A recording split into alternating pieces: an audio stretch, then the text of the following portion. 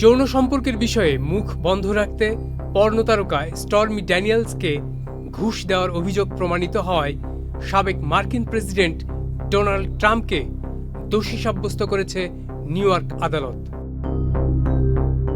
মামলায় তার বিরুদ্ধে আনা ৩৪টি অভিযোগের সবকটিতেই তিনি দোষী সাব্যস্ত হয়েছেন। আর এই রায়ে ইতিহাস সৃষ্টি করলেন ডোনাল্ড ট্রাম্প, কারণ ট্রাম্পই প্রথম কোনো সাবেক মার্কিন প্রেসিডেন্ট যিনি ফৌজদারি অপরাধে দোষী সাব্যস্ত হলেন।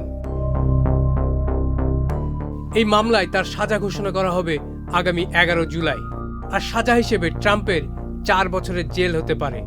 তবে ধারণা করা হচ্ছে তাকে অর্থদণ্ড দেওয়া হতে পারে।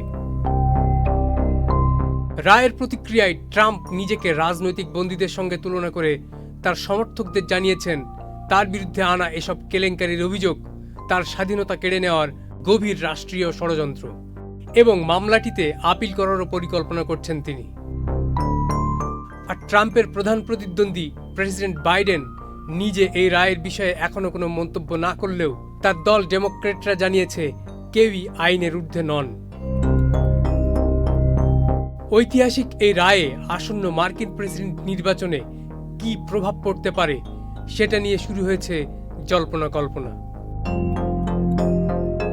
ফৌজদারি অপরাধের রেকর্ডধারী কাউকে প্রেসিডেন্ট প্রার্থী হতে দেওয়া যাবে না, এমন কোনো শর্ত দেশটির সংবিধানে উল্লেখ নেই।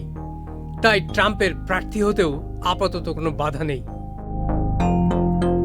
আর গতকাল আদালত কক্ষ থেকে বেরিয়ে ট্রাম্প বলেছেন সত্যিকারের রায় হতে যাচ্ছে আগামী ৫ নভেম্বর প্রেসিডেন্ট নির্বাচনের দিন, আর সে রায় দেবেন মার্কিন জনগণ। তাই বলাই যায় ট্রাম্পই প্রথম কোনো ব্যক্তি যিনি ফৌজদারি অপরাধে দোষী সাব্যস্ত হয়েও দেশটির প্রেসিডেন্ট নির্বাচনে লড়তে যাচ্ছেন।